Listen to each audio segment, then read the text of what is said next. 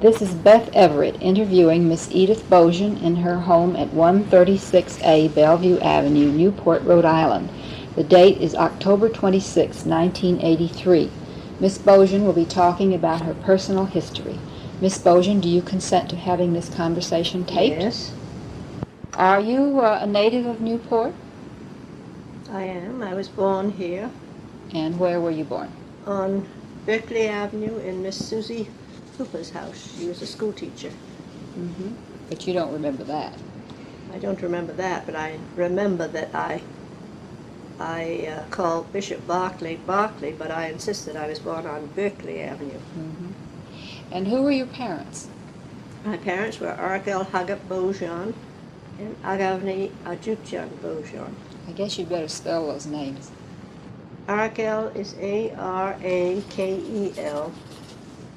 It means apostle. Mm-hmm. Hagat, middle name, H-A-G-O-P. Mm-hmm. And the last name is Bozyan, B-O-Z-Y-A-N. Mm-hmm. My mother's first name was Avni, A-G-H-A-V-N-I. That means dove. And her last name was Ajutyan, A-J-O-O-T-I-A-N. Mm-hmm. And where, do you remember their birth dates? My father was born in 1873 on the 4th of July. Oh. My mother was born in 1882 on Easter. And they were born in the village of Husinig in Turkish-Armenian. Now, how do you spell Husinig? H-U-S-E-N-I-G. And where in Turkish-Armenia? Where was that? Was it near? It's in the state of, well, the Turkish name is Harput, and the Armenian name is Kharpet, K-H-A-R-P-E-R-T. I think it means fortress because it was a medieval fortress right outside the town. Is that near the Black Sea or what area? Fairly. It's in the northern part of Turkey.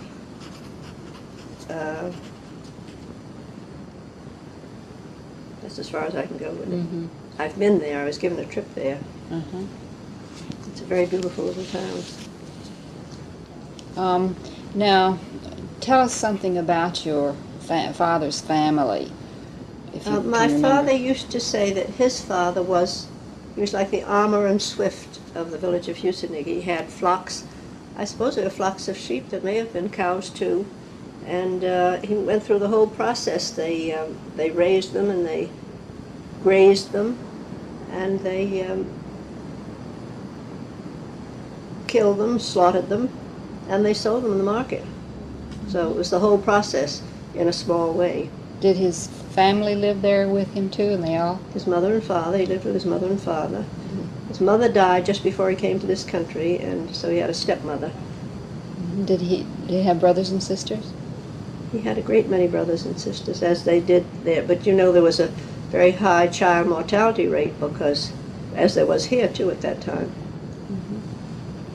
Well, how long did your father live in Husinig? And Well, he was 15 when he came to this country, and he came with my mother's brother, who was also 15, John Ajutjan.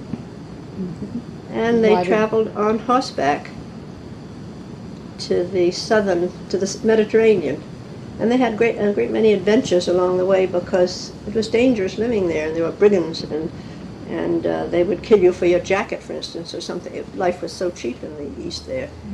And they had one encounter with a Kurdish group. I think they were traveling with a caravan. And these Kurds were going to rob them of everything they had. And my father, remembering that he had dealt with them, with his father, said, I think it's Allah, Allah, Allah. Allah's great, Allah is good, and they didn't touch them after that. So he was a boy, but he saved the lives of this whole group just because of those magic words. Well, why were they coming to this country in the first place? Well, opportunities were not very great. People had no rights. The Armenians, the minorities, had no rights at all there. And my father thought he was going to learn the tanning business in this country, and he thought he was going back there to help his father. He never did that because the terrible massacre of 1895 occurred, and so he never went back. Do you mean the Turks? Turks massacred the Armenians. Mm. Well, then when he came to this country, what did he do? How did he make a living? He worked in leather factories because there was a connection there. I guess in shoe factories too. I remember he did have a job in the Hannon factory in Brooklyn, and I think he worked in Connecticut and Massachusetts for $3 a week. Good one. And then what did he do? He didn't stay there very long, I imagine. When he first arrived, he wanted to become a citizen right away. He was very anxious to become a citizen, but I think there had to be a waiting period of several years so that he became a citizen as soon as he could. He worked in factories for a while, and then he worked for Bedros Kazanjian, who had an Oriental rug store on Union Square in New York. While he was in New York, he married his companion's sister, my mother, and he had founded a Congregational Church in New York with his brother Madras, who came here.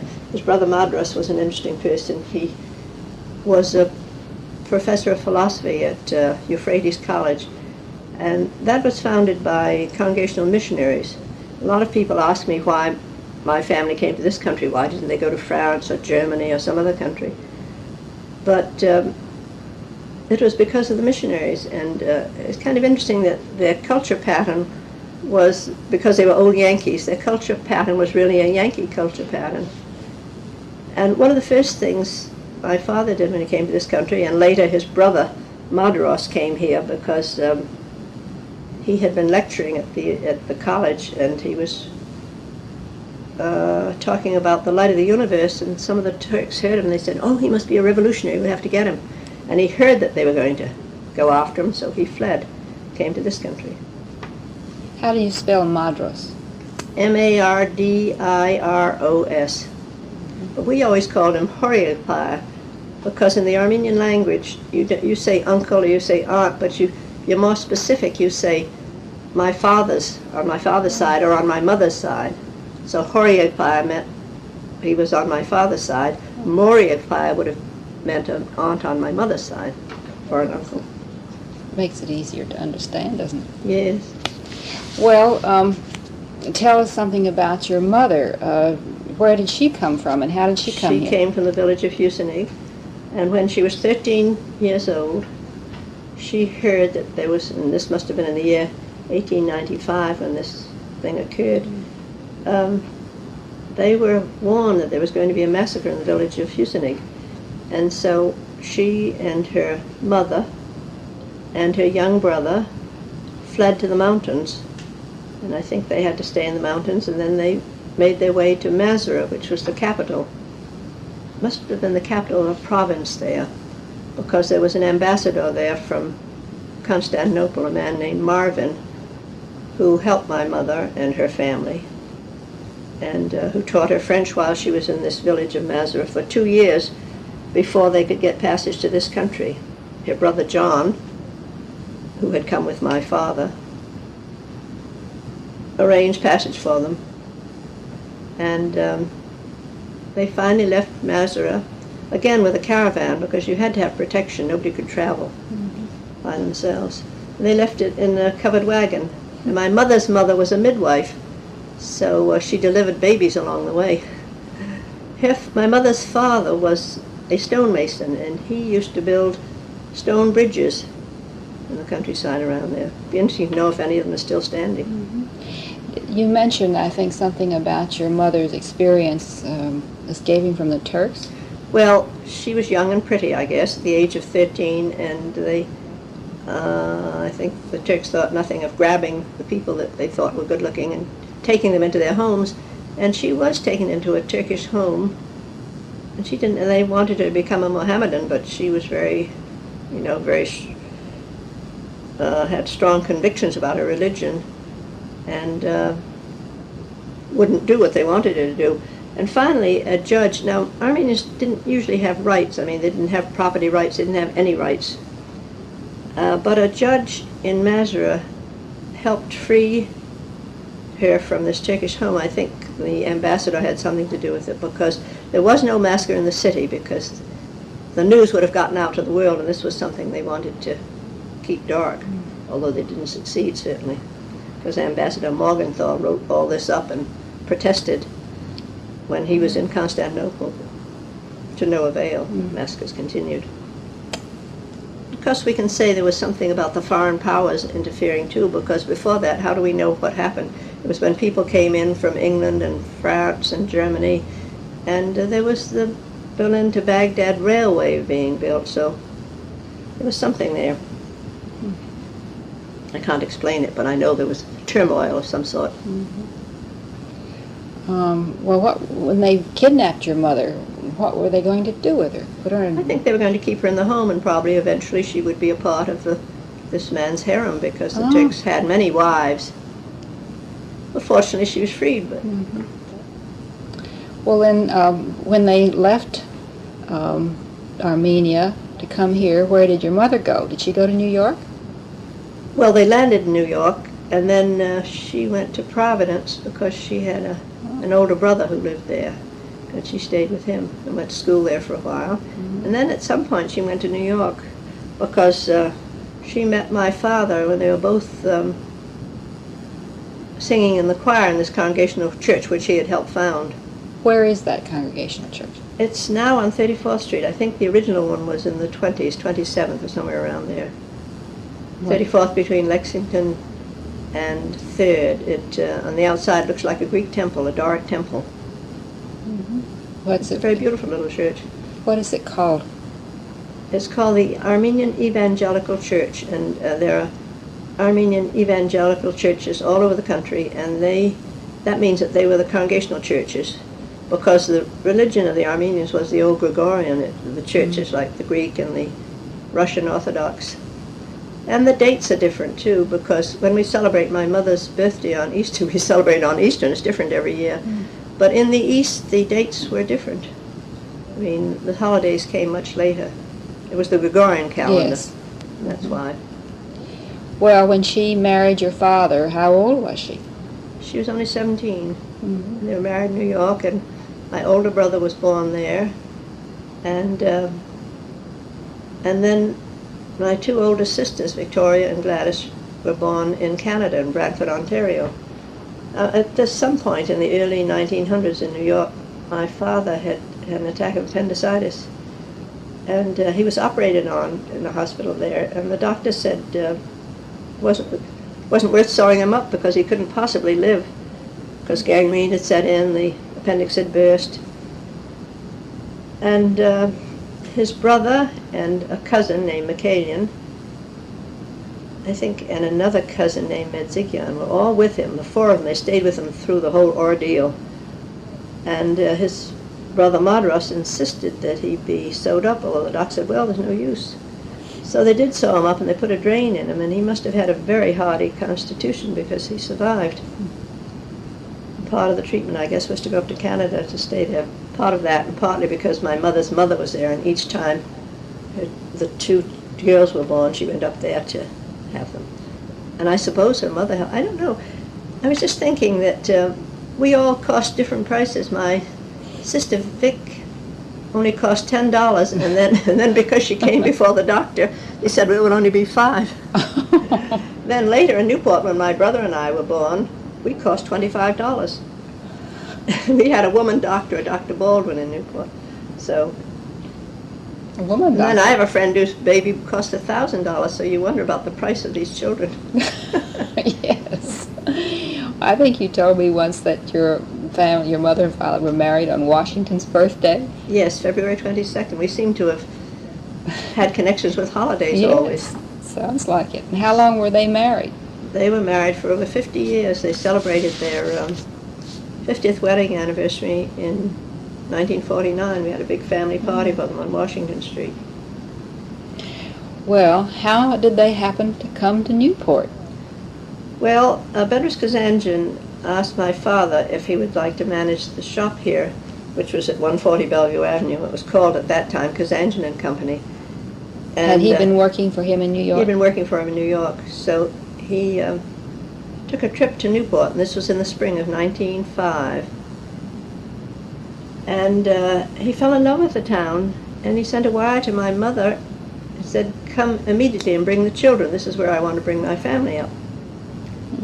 So, you know, it's happening today. People come here, and on the first day, they say they fall in love with the town. I see it all the time. So many people come to the shop and they say, "I love this town." You wonder what it is. Some mystique. Well, a lot of nice things. Well, how long did your father manage that store? He managed it. Well, Bedros Kazanjian's brother had been managing it. They had a falling out.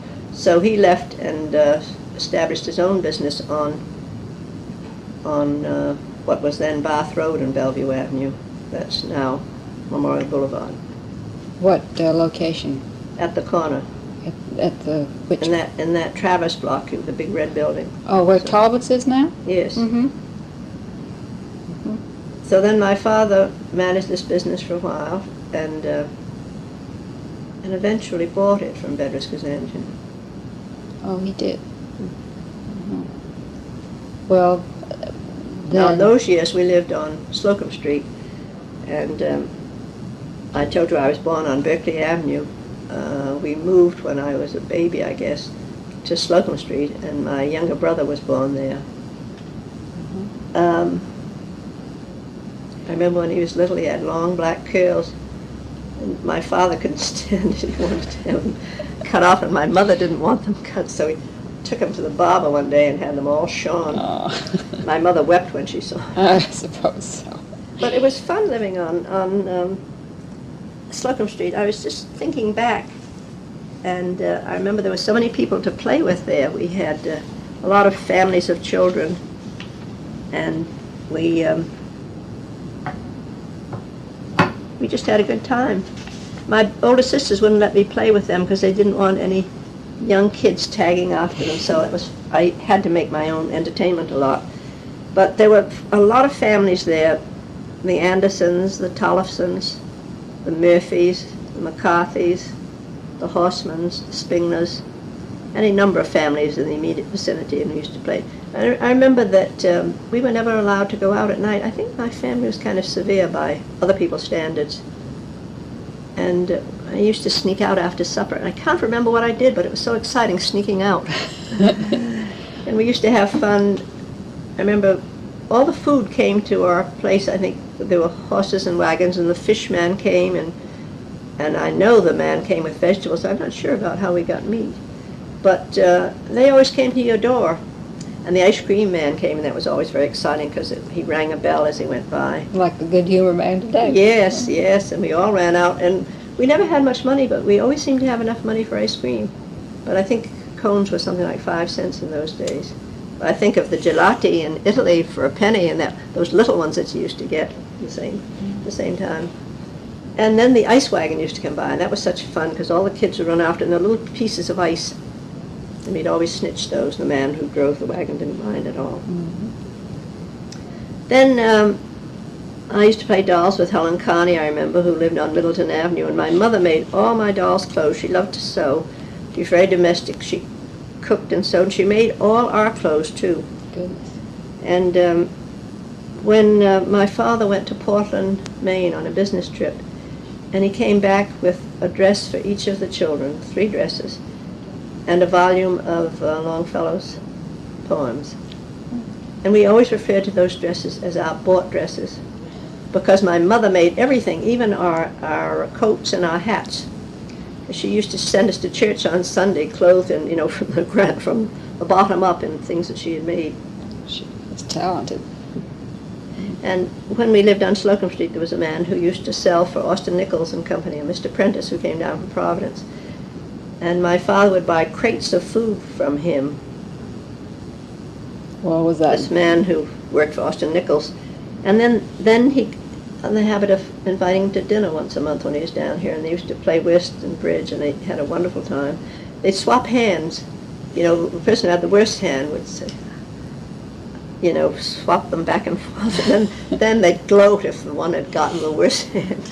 And the same thing happened my father was very friendly with George Vernon, who had a cabinet shop on John Street. It was a famous shop, and the things that have come from it bring very high prices now at auction.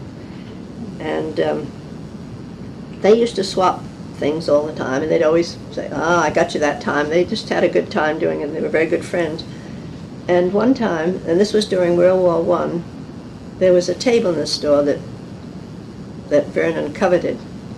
So he told my father he had a place over near DeBlois Street with a lot of chickens, and he said, I'll swap you, over 150 chickens there were, I'll swap you the chickens for this table. And my father was delighted.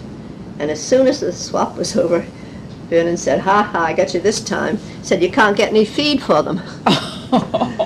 But he didn't get them, because my father brought a few chickens every week and put them in the yard, and then, horror of horrors to me, he killed them and we had them for our Sunday dinner. And I never could eat them. I was the only person in the family who couldn't eat them because I had befriended them in the yard. I can believe it. Well, you mentioned the store. Was that still the same store on the corner, or had... No, the original store was at 140 Bellevue. They had the whole block in the building next door. There are 3 shops there, and they had the whole shop, the whole ground floor. Now that was still where Talbot's is? No. No? No, the original shop was at 140, where it is now. Oh, right here. That's why he used to say that ours was the site of the oldest Oriental rug store in America. So I think it probably was one of the first ones that was founded. And there was one that had been founded earlier in Boston by a man from Husinnig, who became very successful. He came to this country with 2 rugs, I think, 2 Oriental rugs, and he put them in his window. And the first person who came in was Longfellow, who bought them, and who brought all his friends in. He brought the president of Harvard, and that whole group that lived around Boston. And by the end of his life, he had made millions. I think he must have been quite a person. I think that was one of the earliest shops, but the one that Bedrich Kazanjian had in New York was an early one. He sold wholesale there. And then when they founded the one in Newport, you see the others have closed, but ours has been in continuous operation. Therefore, the one at 140 to 144 Bellevue Avenue is my father used to say, was the earliest store. Well, what sort of businessman was your father? Did he enjoy? I think he was a very good businessman. He enjoyed people and he enjoyed his business, but he never made very much money. He enjoyed his family. Some people would think he was a good businessman, but it was hard to earn enough to support 5 children. And the Congregational Church and the missionaries always said that education was the most important thing, so that was very important for him to want to send his children to college. And I remember when he sent my brother Frank to Yale, he had $10 in the bank. And that was an act of faith, but Miss Lola Finney, who had gone to Yale and who lived here in Newport, helped him to get a scholarship there. I think that was around 1918 or so, 18 or 19. Mm-hmm. Just remember, there had never been any coffee, or nobody had drunk coffee in our house until my brother came back from college. They corrupted. What you learn at Yale. Yes, exactly. Well, did he go on and graduate from there? What did he study? He majored in music, and he taught there for 45 years. Mm-hmm. Went there as, I think he was, must have been 18 or 19. Had an interesting group in his class. Philip Barry, the playwright, Thornton Wilder, other people I can't remember. Mm-hmm. He had William Lyon Phelps for a teacher, and the man who did the book on Bosworth, I remember he came up here to visit us, but I forget what his name was. But it was an interesting life for him. Well, he taught music then? He taught music, theory, composition. Mm-hmm. Then he became the university organist.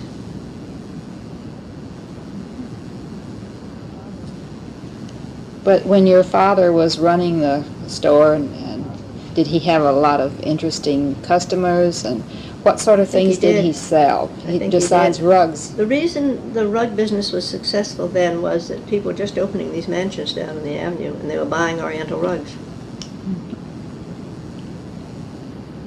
Yeah, I was thinking when we lived on Slocum Street, I used to walk to school. We all walked to school, Lenthal, no matter what the weather was. Now, children raise their eyebrows if they are dropped off from the bus a block away from where they are. But we walked in all kinds of weather. And we used to take music lessons from Mrs. Freeman, who lived in the Maudsley house. I remember when I was very little, we started there, and I never could open the gate. I used to tug at it, and then some grown-up would come along and help me, and I always thought grown-ups are so wonderful. I was dying to be a grown-up. Mm-hmm. Where was that house? The Morgan the Maudsley house? Maudsley House at the corner of Spring and John. How do you spell Maudsley? M-A, is it W? Maudsley, M-A-W-D-E-S-L-E-Y. Was a well-known house at that time? Oh, it's well-known now. Oh. It's a historic house. And our music teacher, Mrs. Freeman, was very progressive. She taught us to write music. All of us studied there, all except my younger brother. And she used to have recitals. She lived with a niece, Dorothy Gladding, who had a school of the dance. She used to give recitals every now and then. I remember one girl wore a silk dress, and I thought she was so sophisticated, and I was so envious, because we had to wear our homemade dresses. You see how things have turned around then. Everything was homemade, and our bought dress was something. Now we would covet a homemade dress. Right. But I'm interested in your father. What sort of man was he, and what did he like to do? I don't know. When we were growing up, he was so busy. He was so involved in his business. He had a hard time making his way. It wasn't easy to make money, and he worked hard. We had an uncle, I remember, who lived with us, and he helped him. My mother's young brother, the one who came to this country with her mother. And I remember that, this was before my time, but that when they first came here, they lived on Broadway and Pleasant Street, and that house is still standing. And the Shermans lived next door. Which Shermans were that? And that was Sue Sherman, who became the head of the first Girl Scout troop in the state of Rhode Island. That was found at the Congregational Church at Spring and Pelham Street. And I remember my sister Vicky used to walk to church and Sunday school with her, and she may have been, I think she was a Sunday school teacher too.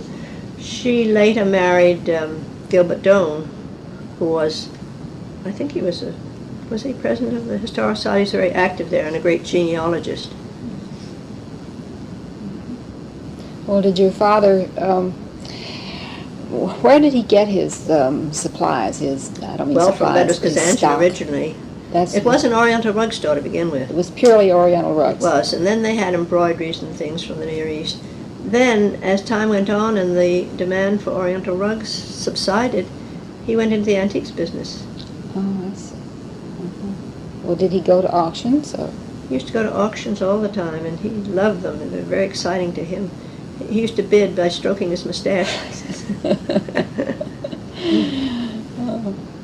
Well, did you like your father?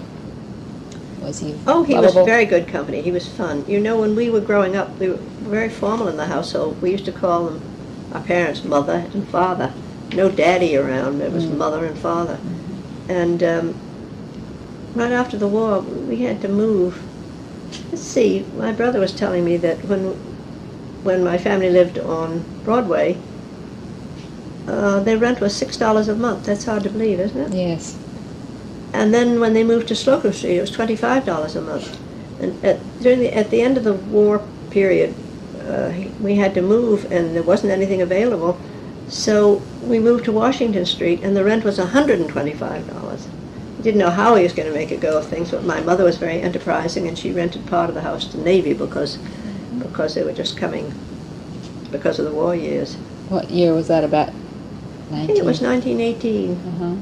Because that was when the Belknaps all lived just 2 doors up from us, and there were 3 girls in the family, Avril and Jean and Amelia, and there were 3 girls in my family, Victoria and Gladys, and I was the other one, Edith, and we all played together.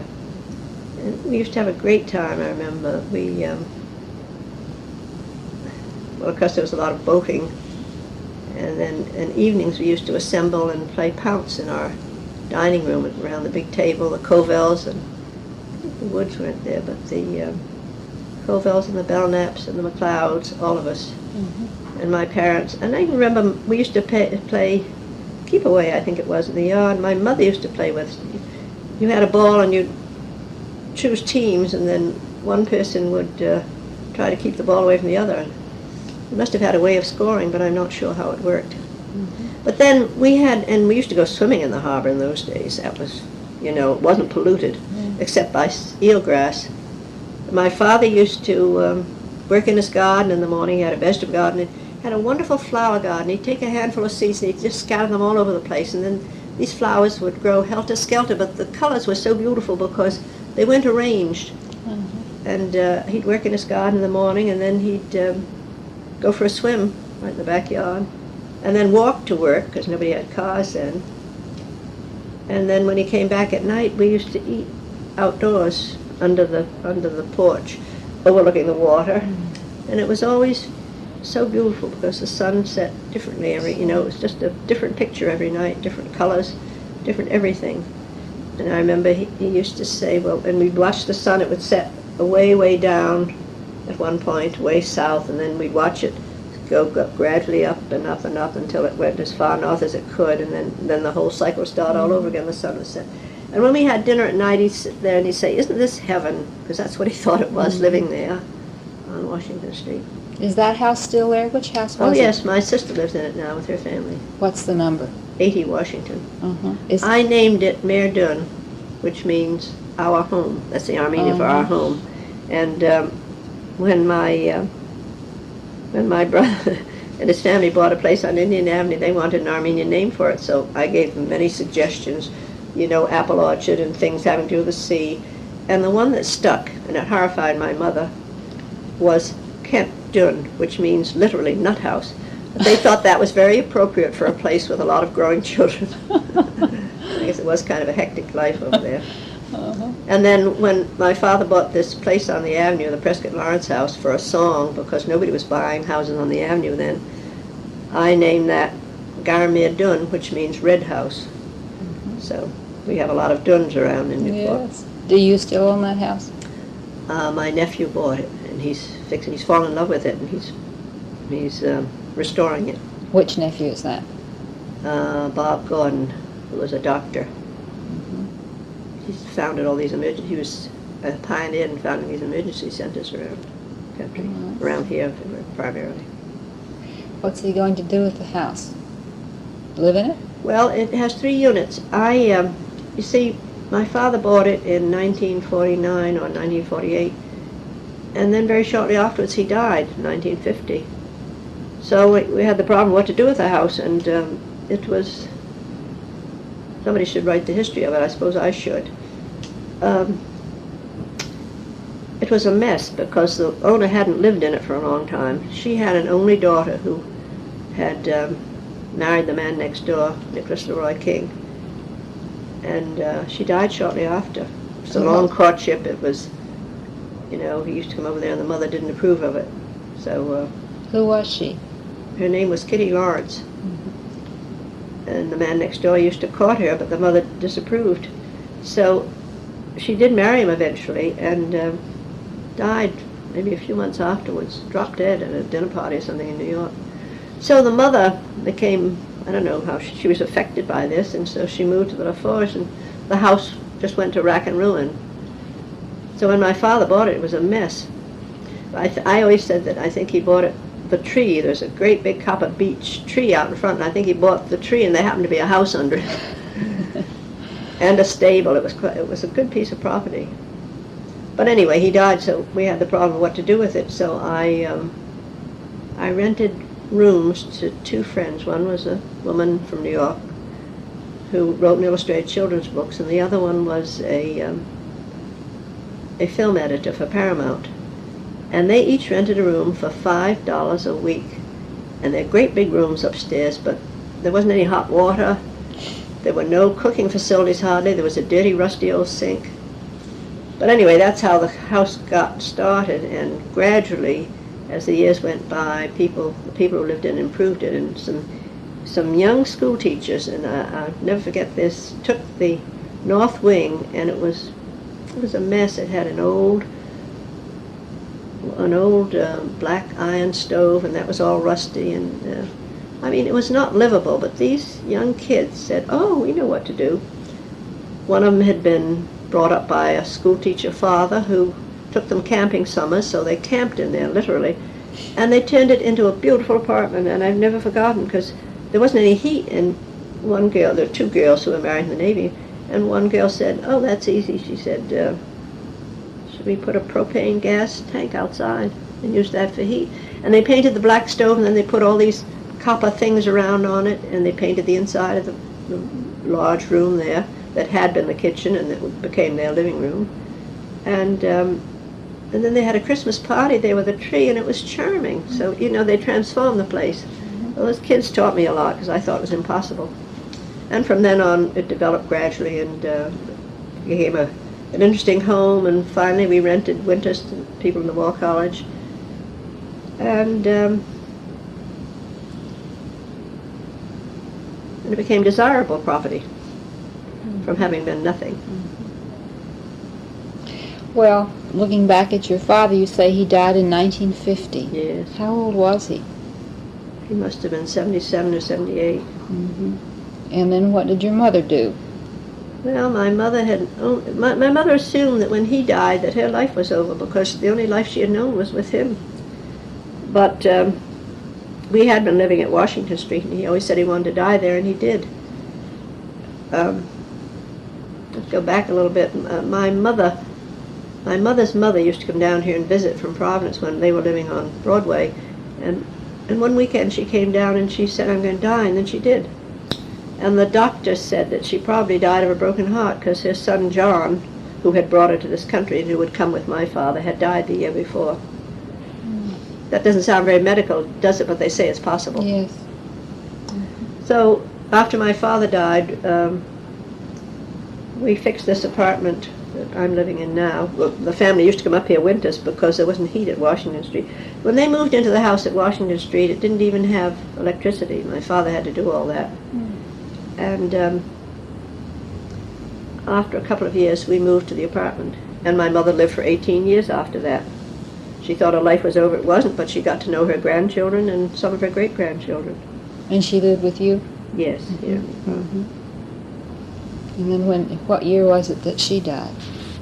She died in, let's see, my brother retired from Yale, from teaching at Yale when he was 65, and he died in 66, I think it was. That was a blow for her firstborn. And then she died in 1968, 2 years later. And how old was she? She was 86. Well, she Surprising, because she came from a family that was not long-lived, but my father came from a family where I think either his grandfather, someone lived to be 105. But one of them was tortured by the Turks. They said he was cut up into inch squares, literally. That was one of the stories that came down. Goodness. Well, you've mentioned your brothers and sisters. How many of the children were there altogether? 5. And who were they? A boy at either end, Frank, and then Victoria and Gladys, and then I came in next, Edith and Theodore. And Frank was the teacher, and Victoria lived here, did she? She lived here. She went to Columbia. She married a Scotchman who was 20 years older than she. Went to Palm Beach winters. He was a golf pro. And Gladys married a Scotchman who was 20 years older than she. That's curious, isn't it? They both did. And he lived next door to us on Washington Street. That was Mr. McLeod? That was William McLeod, who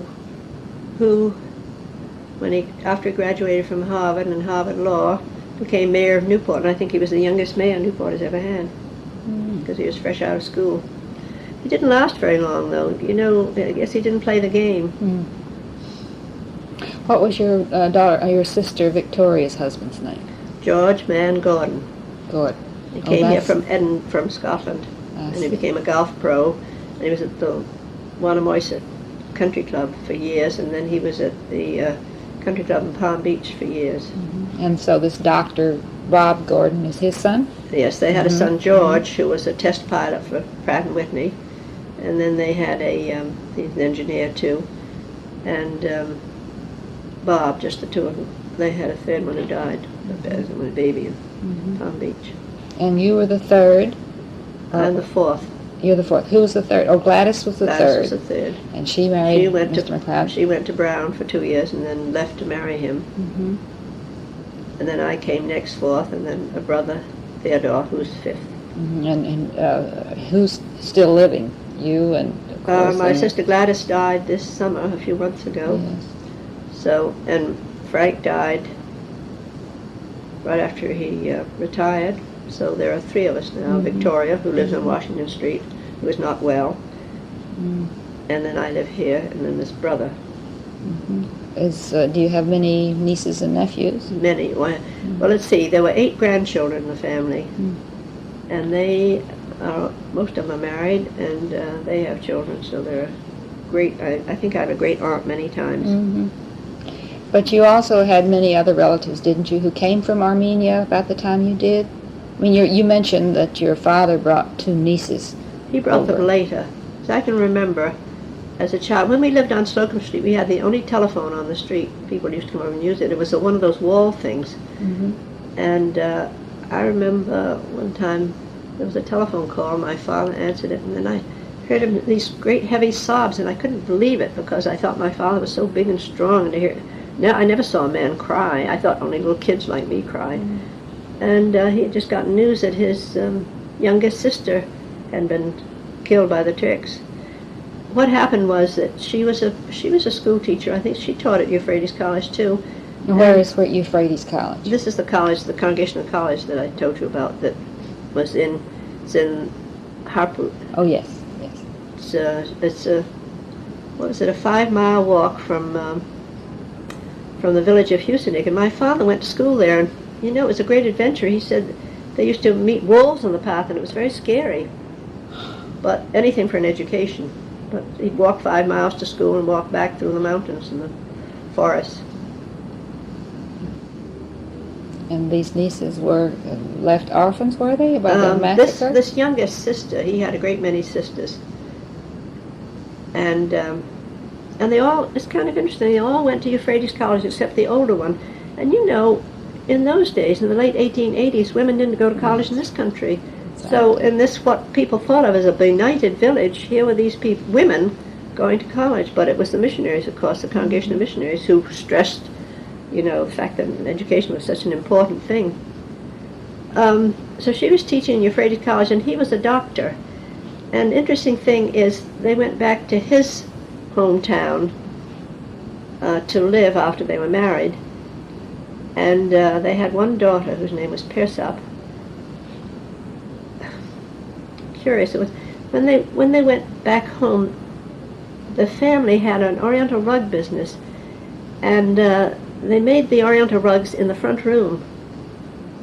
You know, anybody would give their eye tooth now because the village rugs are so important commercially now, and they're so much sought after. But this doctor wanted to set up an office in the rug room, so they got rid of all the rugs in the rug business, and he set up his office there. Well, when this was World War I, in around 1915, when this awful massacre occurred, when over 1.5 million Armenians were killed. And the technique was to kill all the men in the village, the able-bodied men. And strange, they would kill a doctor who would be so useful to them. But they killed him first. They took him away and said that they were, I don't know what the excuse was, but they killed him. Then they deported the women and children. They made them walk into the desert, and of course they fell by the wayside.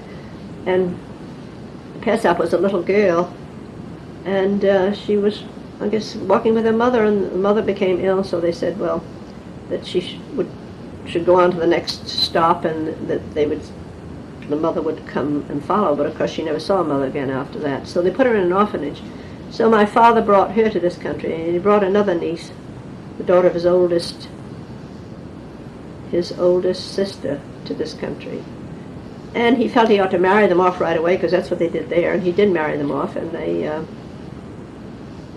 have very good families. Good, you know, the children are doing well. They're not in Newport, though, I suppose. No, none of them are here. One of them's in Providence, one of the children. Well, do you have any family left over there at all? Are they all massacred? I'm sure there isn't any family. But when we visited the village of Housatonic, there were a few Armenian families, but was complicated. We couldn't speak the language. I couldn't speak either Armenian or Turkish. We had a Turkish driver who took. Did you have any more thoughts about your father's shop? Yes, I remember Kitty Reardon, who used to work for him. And when I was taking music lessons, she used to walk down and walk me home. She always asked me if I was afraid of the dark, and I'd pretend to be big and strong and say, oh, I said, of course not, but I really was. How old were you about that time? I don't know, about 9, maybe 8 or 9. Not sure, somewhere around there. Another interesting thing happened while we were at Washington, well, I finished with Kitty Reardon. She worked for my father, and she called everybody Dear Heart. And everybody loved her. She was, I think she had all the virtues of the Irish people in her one person. She was very kind, and she used to help all the children, help my mother a lot too. But while she was working at the store, there was a man named Robert Dring who courted her for 20 years, and I can still see him lumbering up there to walk her home every night. She lived on Bellevue Avenue. And after 20 years, she finally succumbed and married him. And then they were happily married for 20 years, and then she died. This man, Robert Dring, outlived everybody. He even outlived my father. But after Kitty Reardon died, he used to drive up to the store in his old Plymouth every noon and sit with my father and have a cigar, and they'd listen to the radio and all the world news and sit by the potbelly stove and have a visit, and they enjoyed themselves. They became great friends. So after my father died in 1950, Mr. Dring kept on coming to the store. He was really interested in the business, and he had so many associations with it. And there are 2 pictures down there now, one of him when he was 35, and one of his father.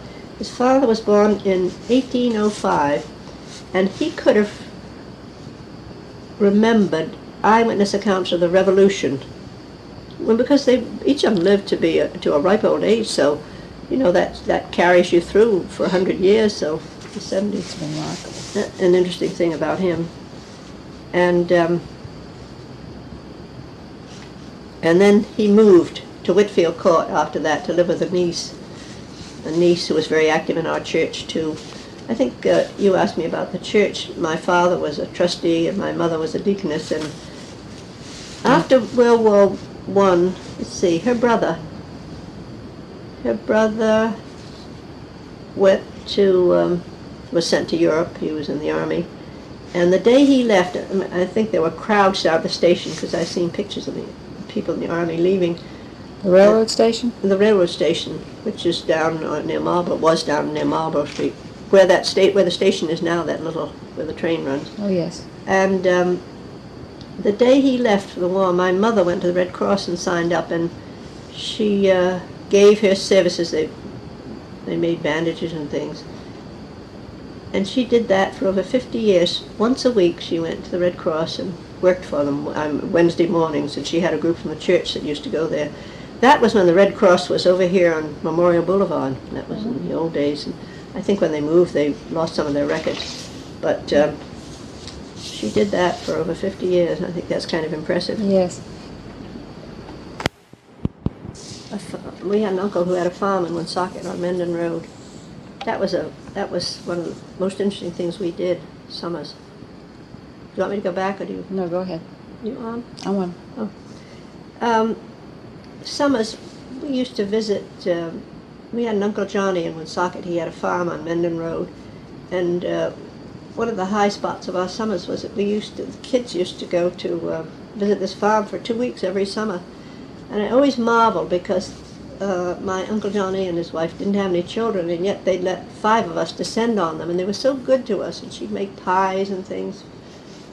And I remember that we used to go into the hen house and pick up the eggs when they were warm, and we used to go blueberrying, and so many things that seemed exciting when we were little. We could go into the place where the cows were kept and the pigs, and it was really fun. We all enjoyed it so much. Was that his name, Bozyan, also? Yes. Mm-hmm. But I think before they eliminated letter, and people in the neighborhood all knew, because he had a milk route, and he had a horse and buggy. And I remember that my sister Gladys used to sing. He always made her sing "My Old Kentucky Home" in the horse and buggy. He had a milk route, and after he delivered the milk, he'd fall asleep, and the horse knew how to go home, take him home. But I can remember riding in that horse and buggy, and it was such fun. And Mendon Road, of course, is now all built up, but then, when we were little, the trees seemed enormous, and we walked down beyond the farm there and see these huge trees, giant trees. That we always loved that farm visit every summer. Does that still exist? He's died. Everybody in the family has died, and it's all commercial now, Mendon Road. Well, you were mentioning the church. Which church was that your family went to? It was the Congregational Church at Spring and Pelham Street. It was called the Church of the Patriots for a while? Well, Why very, was it very called much that? later. Very much later. It was when the church was sold. There was a difference of opinion. Some people wanted to move to Middletown, and a handful of us wanted to stay with the church because it's a very beautiful historic building. It was decorated by John Lafarge, and the decorations are unusual. It's a Protestant church decorated by a Roman Catholic, and it has some Islamic symbols in it, so it's kind of a one-world church. And it was only after the church was sold from under us that they had concerts there, and they began calling it the Church of the Patriots. So that's a very recent thing. I wonder where they got that name. Well, there were so many patriots who belonged to it. Oh. People like the Ellerys all belonged to it. In the old days, had most of Newport's prominent citizens belonged to it. They either belonged to that church or Trinity. I guess there was a Baptist church too. But and William Vernon, who was head of the Eastern Seaboard, I think he was the Navy, whatever you call him, a commissioner or something. And the Ellerys, and then Ezra Stiles, who later became president of Yale, was the minister for a while, the Second Congregational Church, because there were two churches, Nathaniel Clapp's church on Mill Street now, where the Knights of Columbus have their meetings, and the Second Congregational Church, which was on Clark Street. And Nathaniel Clapp was the minister on Mill Street, the First Congregational Church, and Ezra Stiles was the minister in the Second Congregational Church. I think most of the patriots belonged to the Second Congregational Church, and when Mr. Dorney was minister, he dug up a lot of old photographs and put them in the vestibule of the church at Spring and Pelham. And there were so many patriots among them that I suppose that's where the name... as a matter of fact, it did originate with him, the name Church of the Patriots. But it was known as what when your family were going there? It was known as the United Congregational Church. And is that what you call it today? No. What happened was that I went to church and Sunday school and Christian Endeavor 3 times a day. That's something, isn't it? It certainly is. And were your family active in the church too? Yes. My mother used to put on suppers, and there was a discussion club, and she made the suppers for the discussion club. And I think she helped make them sometimes at the Y. There were meetings there, it seemed to me. Anybody sing in the Active choir? Not in my family. We had a quartet in those days. I can remember that so well. I remember when I was a child sitting in church, and Robert Terry, by the way, was one of our... I can still see him sitting in the corner like this with his hand on his cane and a tall silk hat. He was one of the pillars of the church, and I guess he helped support it because he was a congregational minister on the side. But you know, he was married to a Marquand. Oh, no. The Robert Terry house over here, I guess it was the one that burned down. It's been turned to apartments, as everything has been. But when I was little in the church, you know, after the collection, the minister would hold the plate up and he'd say, "We dedicate this to God." And I couldn't for the life of me figure out how that money went up to God. And I finally decided that there must have been a little angel in the corner. I had it all figured out. A little angel in the corner must have come down and taken that money up to heaven, because how else could it ever get there? Oh, the great mysteries. Yes. But it's such a beautiful church on the inside, and this decoration of John Lafarge's is so rich. You know, it encompasses all the history of art, you can say. They're Byzantine, they're Islamic, they're Renaissance things. So he borrowed from everything, and then he painted these oriental rugs in the ceiling. Of course, that interested my father particularly, because when Margaret Lafarge lived over here in Sunnyside Place, where the whole family lived, and she didn't even know that she had the original of that rug, this painted the ceiling. Well, is she a descendant of Margaret John? Lafarge is the daughter of the artist. The last one, I remember her very well. And I wanted to see that. After my father died, I wanted to see the rug, so I asked her to show it to me, and she said, "Oh yes, I'll have you over for tea," she said, "but I have to clean my house first." Well, of course, she never cleaned our house, and I never saw the rug, and it left town with a niece, but I understand it may come back to us. Which will be something. Yes. But you know, some of those stained glass windows are signed John Oh. Lafarge, and he was a very clever man. He was not only an artist, but he was a writer as well. He's written at least 3 or 4 books. He went to the South Sea Islands with Henry Adams. He had an interesting group of friends here in Newport. Someone should write up that group. Mm-hmm. Well, anyway, when the group decided a man left a lot of money, and so one group in the church decided they wanted a cozy little modern church in Middletown. And a handful of us wanted to stay with the church because we believed it was a work of art and it was worth preserving. So it was quite something. It took us 5 years to buy the church back, but it still is a small, dedicated group of human beings, and I feel as if we're not only doing something for us, but for the community. How many of you are there? Well, there are about 30 members, but they don't all go to church on Sundays. Mm-hmm. Well, usual thing. But then, who's your minister? A man named Prince, Wesley Prince, an old-time Yankee. Where does he come He comes from? down from Providence every Sunday. We had a succession of people for a while, and now he's been our minister for the last several years. Well, are you still working to repair it? How are you going along? It's being restored gradually. We got a $20,000 grant from the humanities group, I guess, the recommendation of Antoinette Downing. And people give us money every now and then. There's a nice feeling of support, and people are helping us. So we get gifts from people. Like there was a man at the War College who, when we first took over the church, and he helped us so much, and whenever he gave a lecture, he'd give the money to our church instead of keeping it. And then his father he's down at the University of Indiana, his father sent him a check for $1,000 the other day and said, "Can you use it?" Well, of course we can. And people are very, nice things happen. But nice things have happened all along the way. When I first went to New York and was job hunting, everybody was so helpful. And with scholarships, people were so helpful. They got so many scholarships. Well, let's talk about that next. Okay. I want to get into your real career now. You started your education in art how? Well, Maud Howe Elliott, who founded the Art Association, who was a niece of Julia Ward Howe,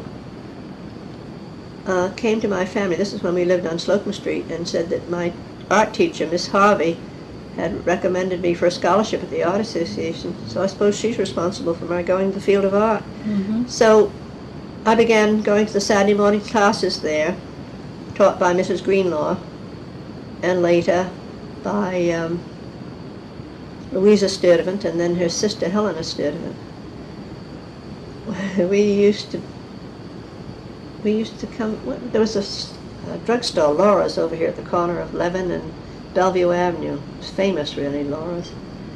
And for our intermission, we'd always come down and have ice cream cones on Sundays. You really loved ice cream. I can remember that when I asked for money, there was never any money in the family, but there was always enough money for us to have ice cream. It's hard to figure out, isn't it? You had good parents. But anyway, those classes were interesting at the Art Association, and from those I went on to, I guess I graduated from Rogers High School here, and then I went on to Smith and majored in art there, so the pattern was set, I guess. Yes, well, how did you manage to get to Smith? Well, I had trouble getting there, I can tell you. I graduated from high school in 1923, and I took the college boards at St. George's School, and I flunked math. And then I kept on taking exams, and I kept flunking math all the time. I never understood it.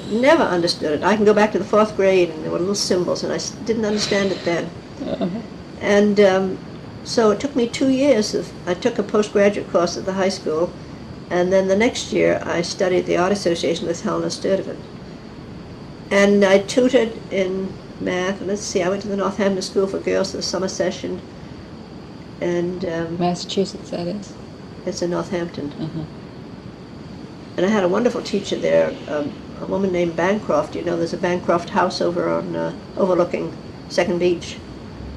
that was the great historian, the daughter of the great historian. She made a wonderful chart for me, because the system was different then. You took 4 courses for your college boards, and if you flunked one, then you had to go back to the old system, which was to take an exam and everything. And I remember she made this wonderful chart for me for history. But history was not difficult. It was the math that got me.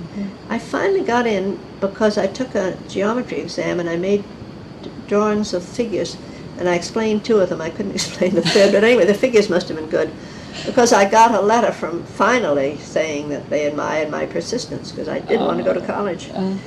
So I did get in.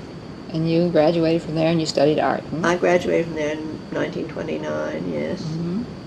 And we had a group, my last year in college, a group of 10. You know Mary McCarthy's book, The Eight? When she was at Vassar, there were 8 people, and they kept track of, well, we've kept track of each other all these years. And very close. When you finished at Smith, then where did you go? Then I couldn't wait to get to the big cities, so I went to New York, and I graduated into the Depression. Right, so there were no jobs. 1929, was it? You were right there. There were no jobs, but I did manage to get odd jobs, and I got a job. I was a Saturday only at Macy's for a while. A lot of people that I went to school with worked at Macy's, and I worked in the art department there, and that was quite an education. Early in the morning till late at night, on your feet all the time. And I was fired at Christmas, as everybody was, but then they invited me back, which was very flattering. And I did other odd jobs, like painting on wastebaskets, and I did some teaching. Then I studied the Art Students League, and I got a job teaching in a school for young children, the Jefferson School, and the children were mostly children of theater people. And then from then on, I grew up teaching, because that was very young people, and then I taught in a girls' school, the Gardner School for girls, and then I taught at Bennett Junior College, and then Florida College for women, and then at the Art Workshop in adult education. And I was studying all the time, and I had scholarships. Well, you're racing along, so I think you're missing a lot of important things. You say you studied at the Art Students League. Who were your teachers there? Thomas Benton and Jean Charlot. I studied evenings because I was teaching mornings, and I made the munificent sum of $15 a week, and I lived on it. Where did you live? I lived in various places. I lived all over New York. I remember when I first hit that city, I just wanted to, I couldn't wait to see all the things and do all the things that I'd studied about. And so I lived all over. I lived in the village mostly, but I've lived uptown and downtown and the east side and the west side. I lived all over New York. I never spent any summers there. I always either came back to Newport or, well, in one case I studied at Princeton one summer, and I went to Europe. When I first graduated, I wanted to go to Europe and see all the things I'd been studying about. And I went alone, and it was the year when you could go by boat for some silly sum, like 100 and something round trip. And a lot of friends, I budgeted $1 a day and $1 a night, and a lot of the mothers of friends of mine at college would send me $10, and they'd say, stay an extra night on me, and I'd stay a week on them. But it was a wonderful trip, and I saw an awful lot. And I stayed in Paris for a while and studied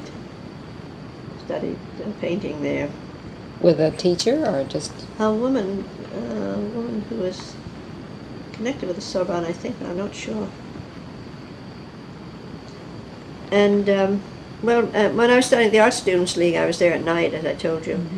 And there were 2 students. Mrs. Benton was very hospitable, and she used to have parties for the students, and she made wonderful food. They lived down in the village. And there were 2 boys who used to hitchhike from California. One was Manuel Chaligian, who just died this year, but he's a well-known California artist, and the other one was Jackson Pollock. And they had one room, and they dragged a mattress in from the street, and that's all they had, and they never had enough to eat. So Mrs. Benton used to send a quart of milk over for them every day so that they'd have something basic at least.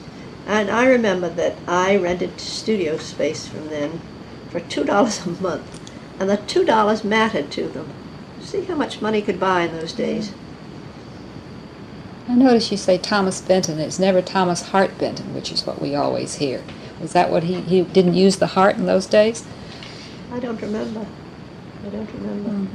I know that he didn't approve of women studying. He thought they ought to stay at home and cook. And so Okay. I told you, didn't I, that I lived on $15 a week, and I did live within my means. And one year I lived on 11th Street, and I paid $3 for my room. It was a tiny room, but I think I had more fun that year in my life than any other time. So, you know, the depressions don't scare me anymore, because that was a terrible one, terrible one. And so when they talk about depression now, it means nothing, because we survived. You just tighten your belt a little bit. But you do manage if you can stay within your means. Once or twice the principal school didn't have the money to pay me, I remember. That was a little bit disconcerting. But a funny thing happened. I think families sense these things, and my father sent me a check for, it was a small amount. I never wrote home for money, because the way people did at school, because I knew he didn't have it. So I always managed with what I had. And he seemed to sense it, because he'd send me money, a small check every now and then when he thought I needed it. So this is the way families are. That's the way this family is. Let's see, you studied in various places with the Bozyan Institute. I studied at the Art Students League, and then I had a scholarship at the Bozyan. That was the Smith Alumni Fellowship. Where was that? In New York? That was in New York, yes, a branch of the Bozyan Paris.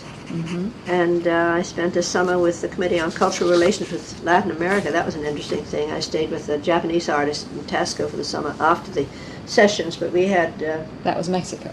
We had all of Mexico's greatest artists. I remember, who was it? Oh, Siqueiros took us to a bullfight down there. That was exciting. A little bit too exciting for me, though. Who else did you have study with? Was Rivera there?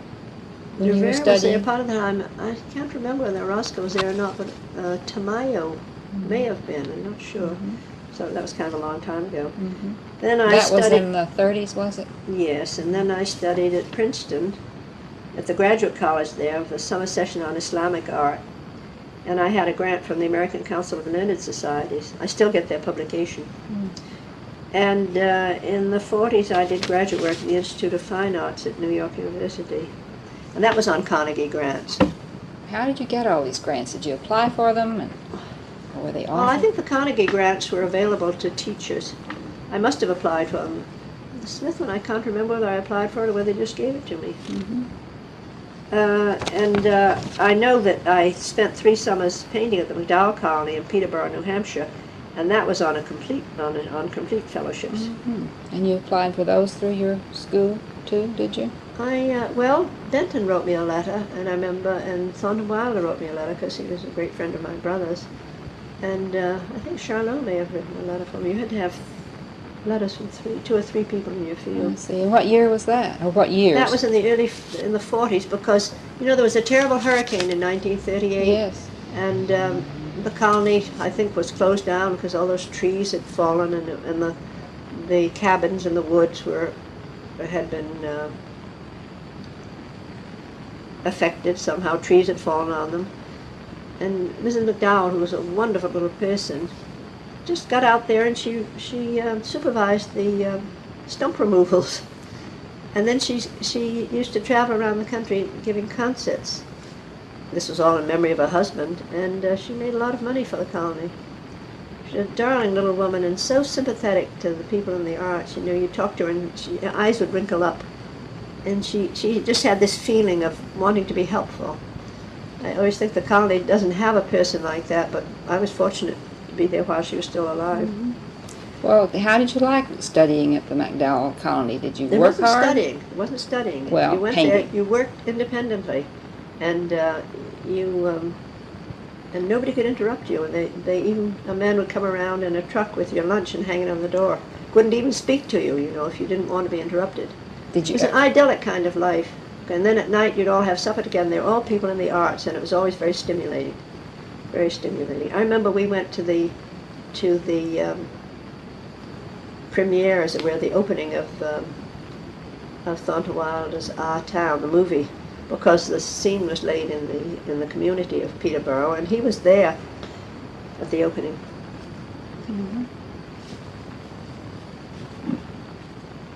Well, you mentioned a lot of teaching that you did, and you skimmed over it quickly. Yeah. The Jefferson School was in New York. Yes, and I was only there for a year. Where was that? It was always part-time. Well, you were studying at the same time. I only worked mornings. The thing is, I've always felt that time was more important than money, so I always worked at part-time jobs, and I always chose jobs that didn't pay very well, but they were interesting. And I still feel that way. I think that time is more important than money. And there were so many advantages in New York, so many things to see and so many things to do. And for a while I lived at the Studio Club, and that was a Y for students of the arts. And we used to get tickets to plays and tickets to the opera. For instance, people on the board would give us their box of the opera. And so there were so many advantages and so many things to take advantage of that I just didn't want to spend all my days working and not be able to get around to some of these things. Well, this Jefferson School you say you taught at was for young children. Was that, how young were they? Kindergarten? Well, it was a progressive school, and it started with, yes, very young kids. But I was only there for a year or two at the most. And then, as I have said, I grew up teaching. I taught at the Gardner School for a great many years. Now, that was high school age. Is that for girls too? It was the oldest girls' school in New York. It was called the Gardner Seminary for Young Ladies. It was turned into the Gardner School for Girls, and then it became a junior college. And then I taught at Bennett Junior College, so that was the high school and then junior college. And then I taught at Florida College for Women in Tallahassee. That's the next step. And then I taught at the Art Workshop, which is adult education. So I did literally grow up teaching. Yes, you did. What was this Art Workshop? That was an adult education center. It was founded by let's see, Mrs. Frank Rylander King, who lived here in Newport, was on the board. It was founded primarily for women who worked in factories and who had dull mechanical jobs during the day, and this was to be a center for them to relax in. And there were classes in painting and acting and dancing and pottery. And I think some years they had writing classes. And it's kind of interesting. In a way, that was the most interesting teaching of all, because the other teaching you had to give grades for. And these adult education classes, the people came from all over. We had a place down in the village on 11th Street for a while. And people came from Westchester, and they came from Long Island, and from New Jersey, and from Brooklyn. And, you know, that's quite a trip at night. And they did it because they wanted to do it, not because they were getting any credit for it. And a lot of people would come in and they'd be exhausted from working all day long. And then what happened is that they worked with a different set of muscles, and like the painting classes would relax them. Sure. So how late would they stay open? Oh, I think from about 7 to 9. I taught there for several days, and then I think I taught spent half the week in New York and half the week in Newport. Taught Tuesday to Thursday. And then after my father died, I commuted to New York once a week, and I taught a Monday class. I'd go up in the morning and then come back in the midnight. But I traveled in all kinds of ways to New York, because I used to travel on the Fall River Line. That was such fun. You know, the boat would left from Newport at 9 o'clock. A.M. or P.M.? 9 o'clock in the evening. And but when we lived in the waterfront there at Washington Street, we would, if we had any visitors leaving, we'd flash all our lights from all over the house. And then King Covell, who lived 2 doors down, would ring a bell. And so it was very, very festive. You see this great big thing going by, all lighted up.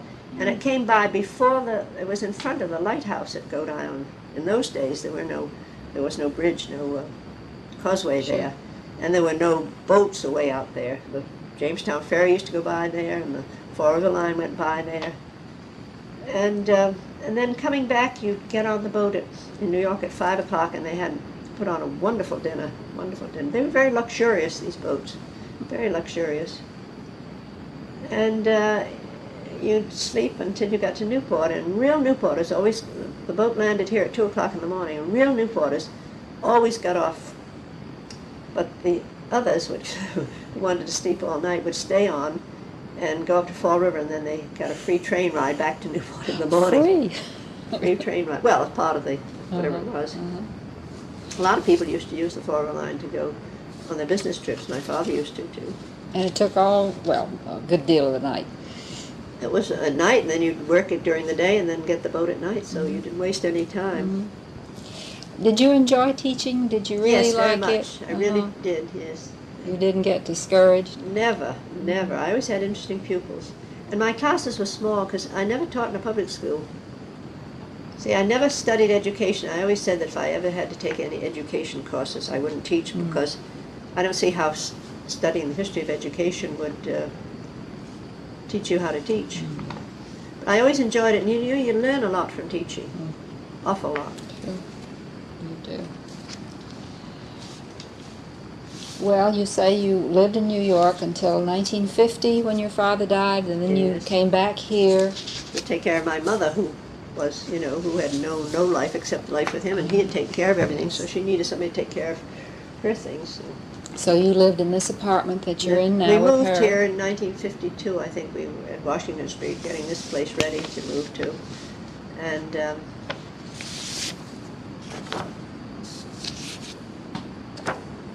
we lived here after, yes, from 1952 on. And very convenient. Now I lived on the Point for so long, and now that I live on Bellevue Avenue, it spoils you because you walk everywhere.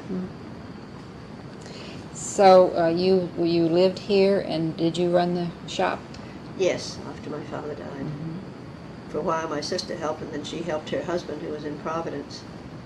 My sister, Vicky, he had a golf pro shop there, and so she used to work there for him and spend long days there. So my mother sort of brought up her two sons, George and Bob. And did she do any work in the shop, or was it all up to you? She did some secretarial work until her husband needed help in his shop, so she kept going up there more and more. So shop, and then I ran the apartments too. So. And then you commuted back and forth to New York. How long did you do that?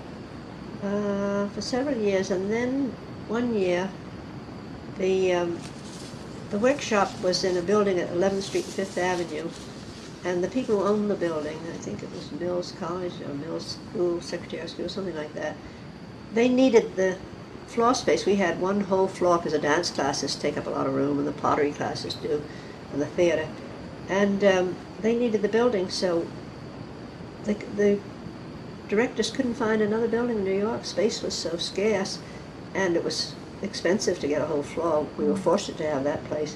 So the art workshop folded up. And it doesn't exist So it now? came at the right time. Yes.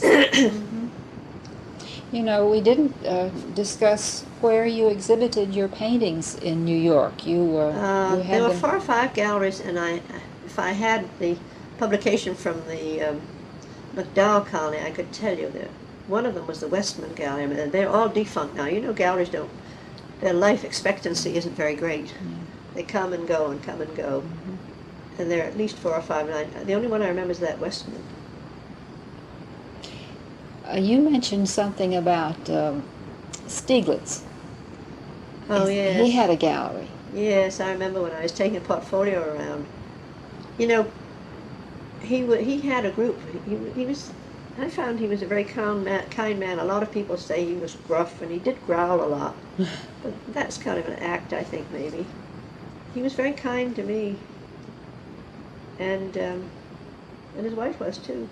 And I called her, his wife, once, and he said, You mean Georgia O'Keeffe? He said, my who? He never called her his wife. He always called her George O'Keeffe. Is that so? Never called her his wife.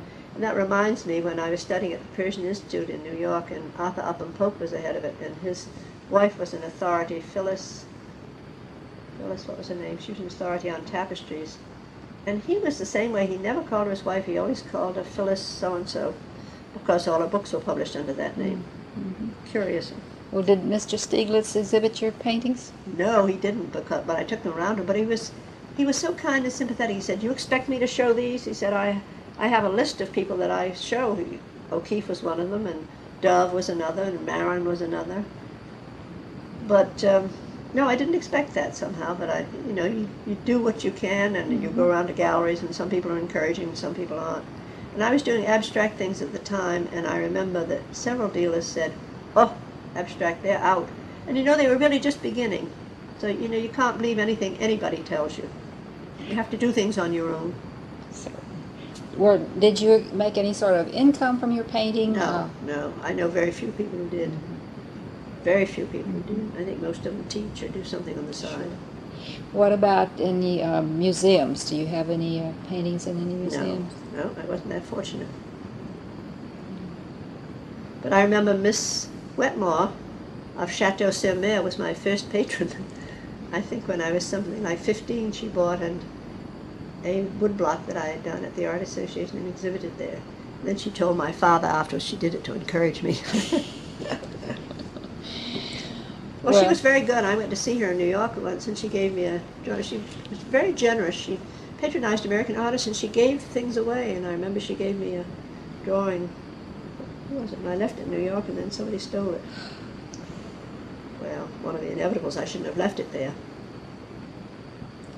Well, when you came back to Newport and you were running the shop, and you were taking care of your mother, and you were commuting, were you also doing anything with the Art Association?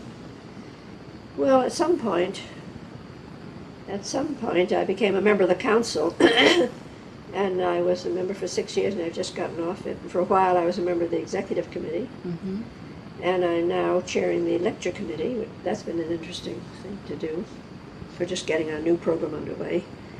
Do you teach there now, or did you teach? No, I taught Saturday mornings for a while, the children's classes, and that was fun. When Marion Carey was directing the Art Association. And when she retired, I resigned at the same time because a new person came in, and it's only fair to let them choose their own people. You don't do any teaching at all now? I haven't for some time, no, I haven't. I think I've served my stint. Well, I just thought if you enjoyed it. I did enjoy it, but you can't go on teaching forever. Well, some people can maybe, but I couldn't. Anyway, the store occupied my mind, and there was a lot of work to do, and I did everything. I did the buying and the selling and the sweeping and the dusting and the bookkeeping. And the bookkeeping is always with you. Yes. Well, but I'm interested in your apartment house. You rent it to artists, do you? Or well, a lot of people in the arts. We have had people in the arts. It's like at our church. We have a lot of people in the arts, writers and artists who find the church beautiful and worth preserving. Yes, people in the arts have lived in the building next door, a lot of them. There's a big studio upstairs, and I can remember Sergeant Kendall's daughter, I think, used to rent that. She had a studio up there. And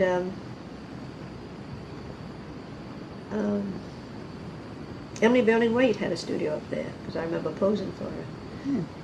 And this building was owned by a man. My father bought it from a Richard Derby, and he bought the building next door from Bedros Kazanjian at different points.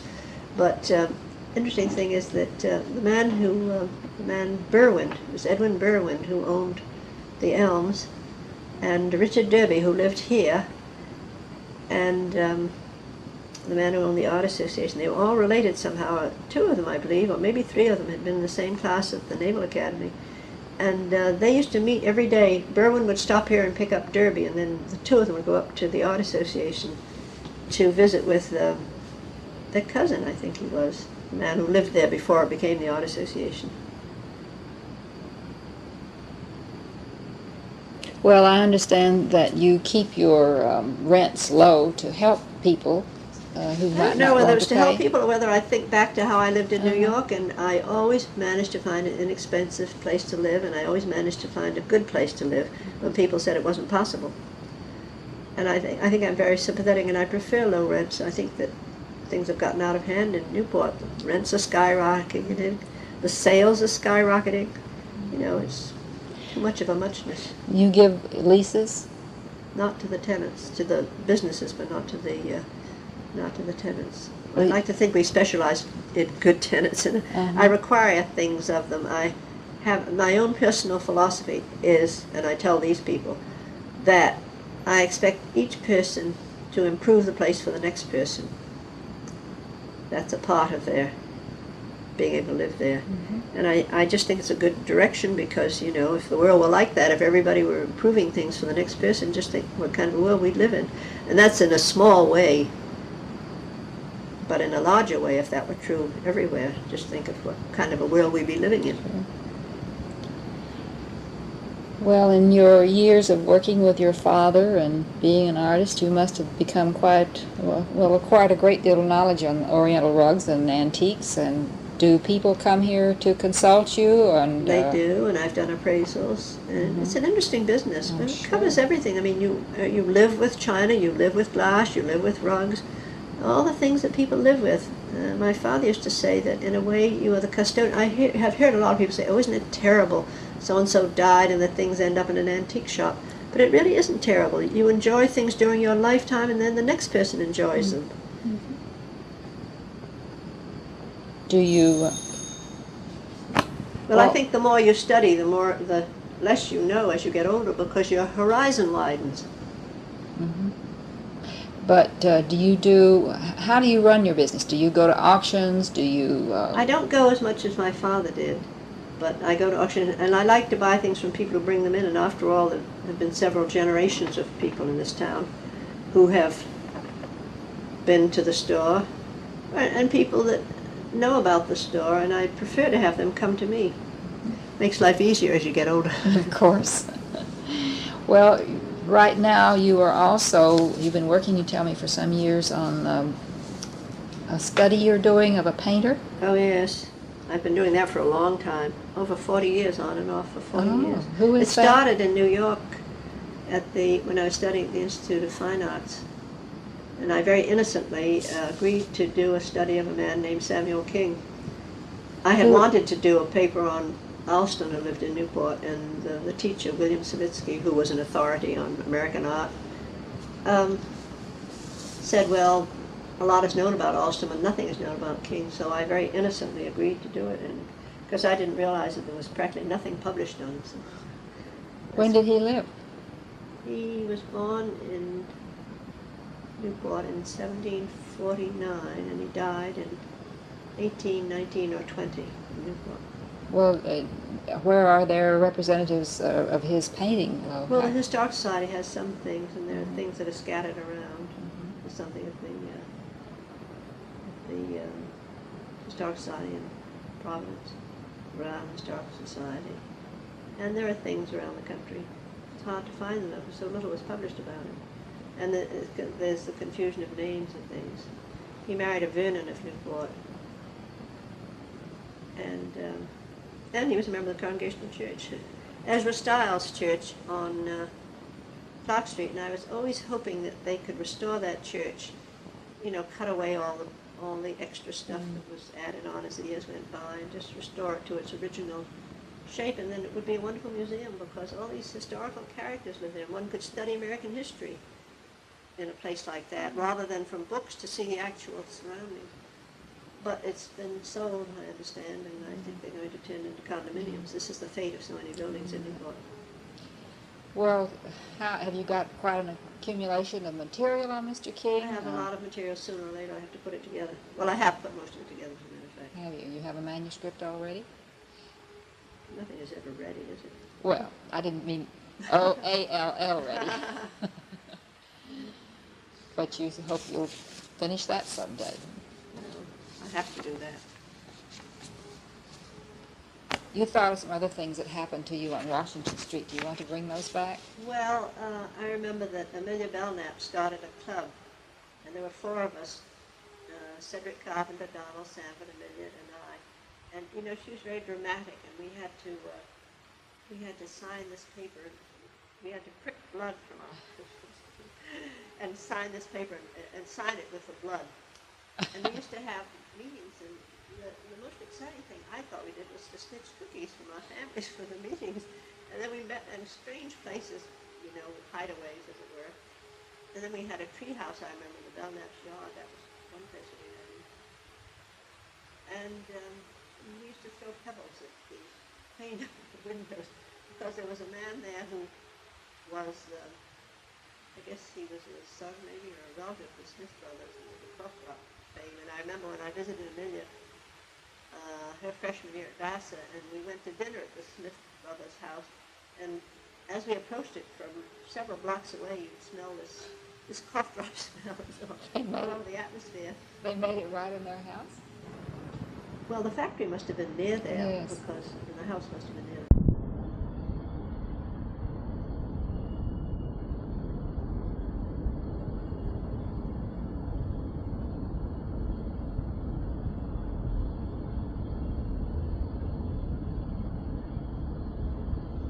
You said you were about how old when you had your club?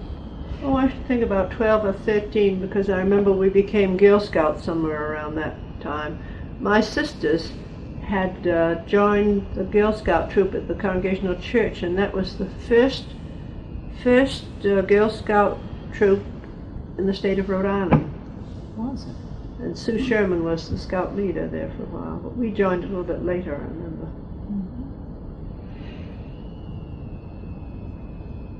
I remember when we first moved to Washington Street that everybody was so hospitable. Miss Dora, who had lived there for a long time, came to call, and I remember the Woods came to call, and they were such picturesque people. She was very little, and she had rosy cheeks and very white hair, and she was so little that her feet didn't touch the floor when she sat in the chair. But they were all so friendly and hospitable, so it was a very nice welcome. I mean, that my father had known all these people before, but Miss Dora in particular, I think, was very, very especially hospitable. She used to take us out on a boat rides, evenings in King Covell's boat. What Seems kind like of a boat long was time that? ago. A sailboat? No, it was a motorboat. No, my brother-in-law, Bill McLeod, had a sailboat. An old, what do you call them? Well, the type that so many people had around the waterfront there. So we went sailing a lot in the old days, too. But the Belknap's house, you know, was torn down, Belknapoli. It was such a beautiful Victorian house. And many well-known people lived there. Eugene Field, I think, was a relative, and Robert Louis Stevenson spent a winter there. I think that isn't generally known, but it was an interesting see. The Fano, that boarding house, I think it was, across the street took care of many people. And I always think that it would be so nice to have boarding houses revived, because there are so many people who like to have 3 meals a day. Right. But I suppose they're so difficult to run and they're so expensive to run that most people don't want to do the work. But in those days, those boarding houses were very popular, very popular. Did you have some neighbors who were rather eccentric? Well, of some course, of the everybody richer was ones? eccentric. I think everybody was. But there was a woman who lived next door to us, Mrs. Guy Norman, of the Norman family that owned the waterworks in Newport. It's a large family in the Norman Bird Sanctuary. And she lived next door to us, and she used to go swimming every noon. Butler used to go down with a broom and sweep the water for her. She'd go out at the end of the pier. And I remember we looked in wonder, because she had on a black bathing suit with long sleeves, and I guess maybe stockings too. But he would sweep the top of the water, and then she'd go down there and kind of swish around in it. Or maybe there was stuff in it that needed sweeping. I don't remember that. We used to go swimming all the time, but I don't remember that we noticed whether the water was pure or not. I suppose not. But she was a very nice woman, and I remember that when I had appendicitis and she heard about it, she came to the store and she said, "I hear there's been sickness in your family," and she bought something like $400 worth of stuff, and that exactly paid for the operation. So, you know, they were all supportive. Everybody was very nice. Very good neighbors. And very helpful. It's an interesting street, Washington. Still is, but it's noisy now, and it has an awful lot of traffic. Yes. Well, there was an ice cream store on the point, Langley's, and we used to go there every night after supper. We used to walk after supper too, and walk as far as the training station sometimes. But Langley had these great big lollipops. They were literally all-day suckers. And his ice cream was famous. People came from all over to. It was on Chase's Lane, I think, a tiny little store, but so wonderful ice cream. Ice cream seemed to play a large part in our lives when we were growing up. Well, was the Hunter House at that time restored, and was it a museum? What was the condition of it? No, there was a man named, I think the Watsons across the street had a lot to do with it, and a man named John Brown, an architect who started a group. I think he called it, it wasn't preservation, it was restoration maybe, I'm not sure. But anyway, no, he started Georgian Society. He had lived in Providence, he came down to Newport. And he took a house on Bridge Street, and it was a mess. It was a 3-story tenement, but it was an old house. And he and his friend Ed Beatty moved into the house. It had wonderful wood paneling in it, but it was dirty and uncared for, and there were piles of coal in the hall because they used coal stoves. And they did it over completely. I think that was one of the beginning of the restoration projects in Newport. They did it over completely and turned into a beautiful, beautiful home. A one-family house, and they uncovered all this paneling and everything. I think that must be the house the Waterburys lived in. You think? Did they live on Bridge Street? Mm-hmm. It's a brown one. It's above, it's east of the railroad tracks. Maybe not. The Peter Simon House was called. I don't remember. Well, they did a very good job anyway. Mm-hmm. I think that started a lot of it. And then the Hunter House was one of the early houses that they began working on, and I think the Preservation Society was born somewhere along the way. But I think John Brown had a lot to do with the beginnings, and I think he gets very little credit for what he's done. He never looked for credit, and he didn't get it. You mentioned one time something about smuggling? Oh, well, during Prohibition, I remember we had our kitchen was in the basement, as so many of those houses along the waterfront. I think they were designed with basement kitchens, and the dining room was just above, so we used to have our meals in the kitchen, breakfast and lunch, and have dinner in the dining room, and it looked out over the bay, had long windows. And I remember one time we was having dinner, and my brother-in-law said, he looked out the window and he saw this, what he said was the thing that rum runners feared most, a triangle, because there were, I think, 2 government boats like this, and then the rum runner here. And this battle was being fought right in front of our eyes. It was over by Rose Island, so you couldn't see too much of it. But I wouldn't have been conscious of the fact that they were rum runners, but he had followed this. Exciting. It was exciting for him. Mm-hmm. Well, that was a fairly common practice of those days, I guess. Well, I think a lot of the fishermen were rum runners. Oh. Well, another thing I remember is the hurricane of 1938, and I'll never forget that. Never, because that was the big one. Were you on Washington Street? We were on Washington Street, and the waves came up to our kitchen door, literally. And the piers all along the way. You know, it was as if a giant had picked them up and just tossed them aside. The power of the waves was so strong. Mm-hmm. And I remember the public pier down at Elm Street was, I mean, just these great big beams, and they just disintegrated. And I remember too, there was a young sapling in the corner of our yard, and these great big beams, the waves would bring them into the yard, and then this young tree would repel them. If it weren't for that young tree, probably our house would have been knocked over, because these tremendous beams were being forced by the waves, you know, into the yard. And then this young sapling gave with them, and then kind of sent them back. And we watched all the piers go. Hardly anybody's built them since then, because it's such an expensive item. But there was somebody in a boat. There were 2 men in a boat, and it was moored right near us. And it was the most awful experience to watch them in that boat, because if anything had happened, we couldn't have helped them. Nobody could have helped them. The waves were so wild. And fortunately, they rode out the night. I guess they were, whoever tied the boat up knew what they were doing. But the next morning, the sun came out, and you know, so ironic. I mean, there were many lives lost, because people didn't know at the time that they didn't have any warning. But the next morning, the sun came out. It was just, you know, the most beautiful day. You couldn't think that there had been such madness the day before. And we were all out in the yard. All of us got out in the yard with rakes and started raking up all the debris. It was quite an experience to go through. And I feel that way about the Depression. We went through the Depression. It was so bad there couldn't be another one. It wouldn't scare you the way Depressions scare people. They say recession. Oh, how dreadful. And I think that about the hurricane. That was so dreadful that the little hurricanes that occurred afterwards were nothing by comparison. You had some memories about the end of the World War I? Well, I remember that I think there was a false armistice, and I remember my sister, who had been dating, my sister Vicky had been dating Navy people, and we were all out on the sidewalk when something, I guess something rang, some bells rang or something, and then we knew the Church war bells. was over, whatever it was. And I remember that my sister Vicky was out on the sidewalk, and all these sailors came by, and they were so jubilant, they grabbed her and kissed her.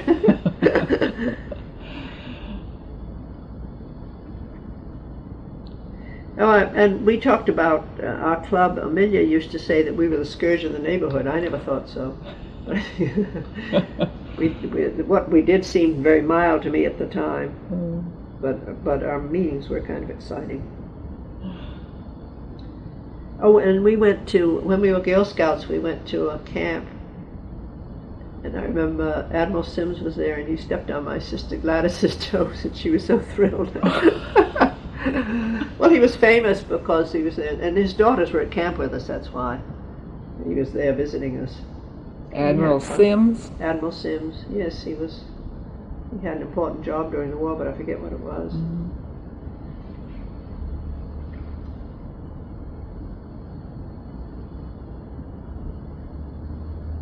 We did have a lot of fun there, playing pounce at night with everybody in the neighborhood.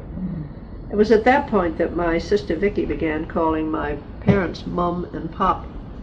And it got so that all the people in the neighborhood called them Mum and Pop. As a token of affection, they did that for a long time afterwards. And they were literally mother and father to a lot of the people there on that street.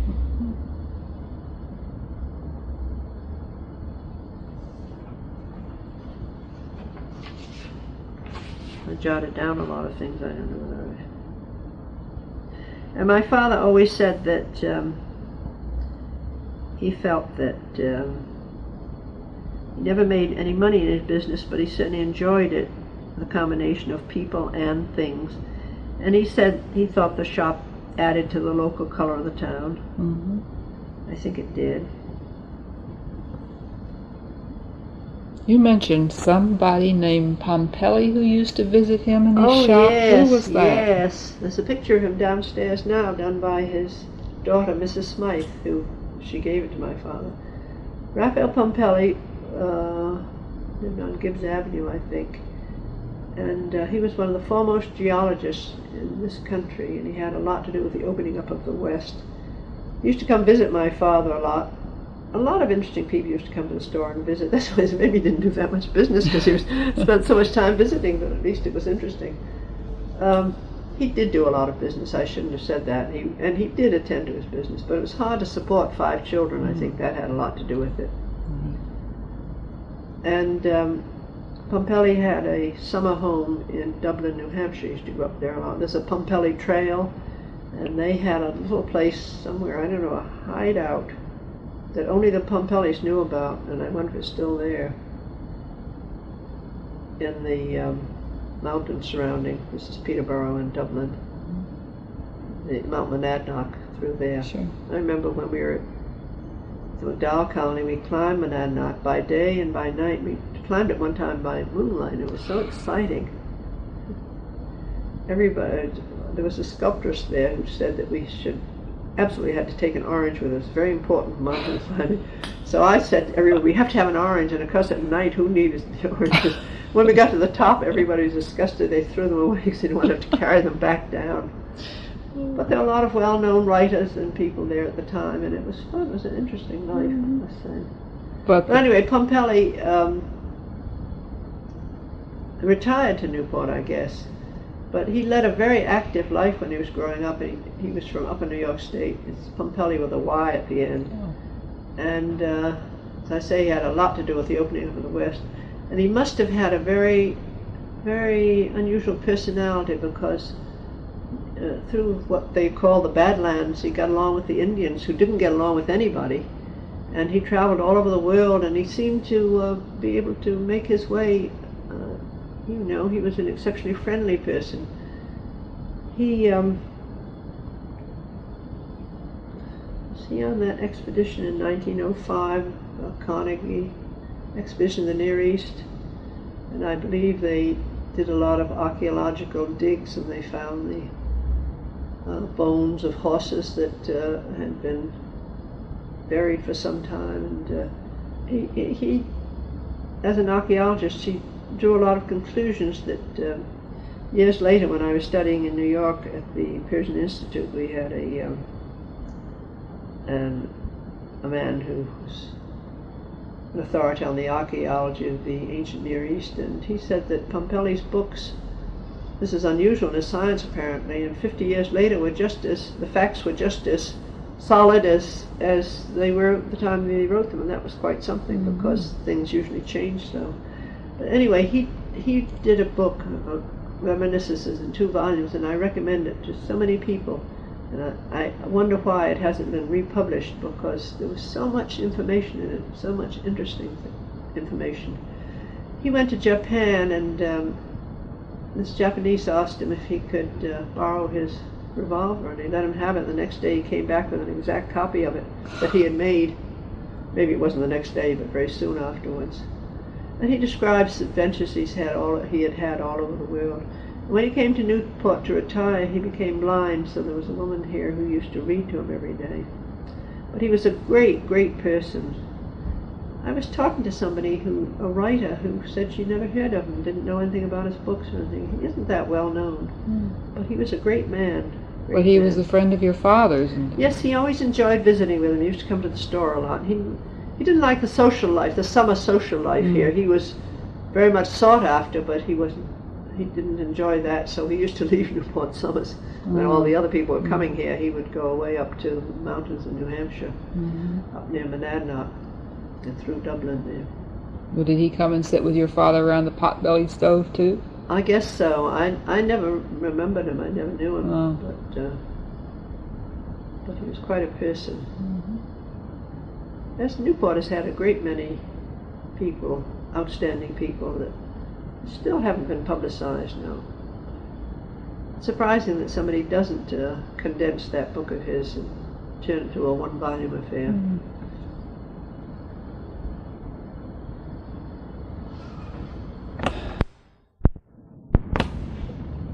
I thought I'd mention that when we moved to Washington Street, there was only gaslight in the house. My father had to electrify the whole building. The house was owned by an Edith Kendall, who had another house on Washington Street. She was a strange person. She kept one room for her possessions, and she kept them for so long that by the time she died and the room up on the 3rd floor was opened, everything had disintegrated practically. But she had this peculiarity. She didn't want to sell the house. When they finally bought it, I think they bought it for a song, and through my father, my brother-in-law bought it. So the Gordon family has been living there ever since. I see. So people ask me about what other things I've done in the town. I hadn't been very active, but I did kind of feel that I was returning to the Art Association what it had given to me, and I think this is true of the other organizations I helped with, because I've been on the board of the Hill Association, and they're interested in good government, and they work with other groups around town. I think that's very important.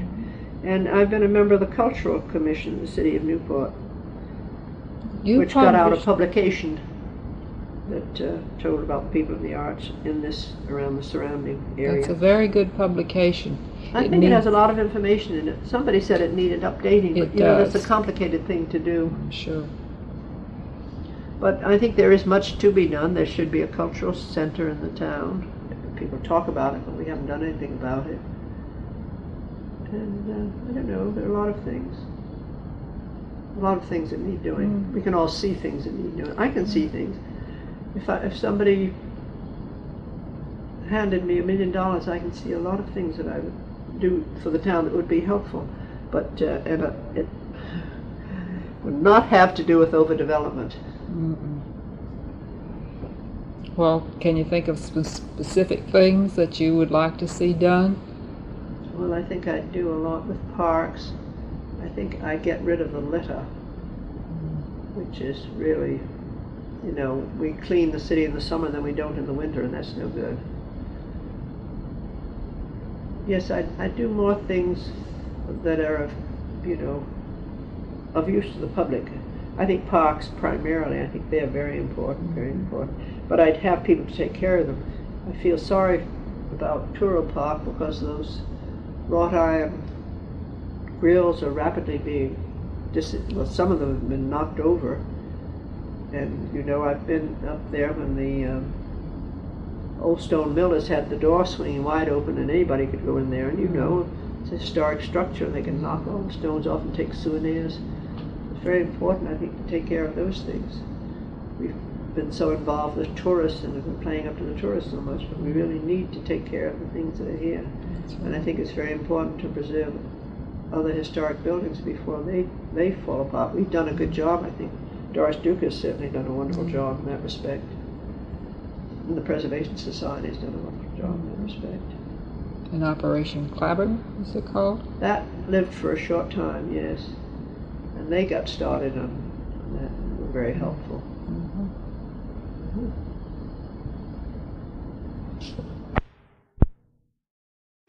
Say, except that I think Newport is a great town. I think it has a great potential, and it's good that so many people are interested in its future.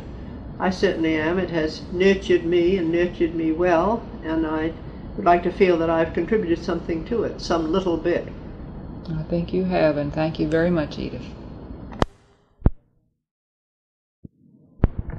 Miss Bozyan, in reviewing this tape, I find that we missed your story of your trip to Houston, and I wonder if you would tell that to me now.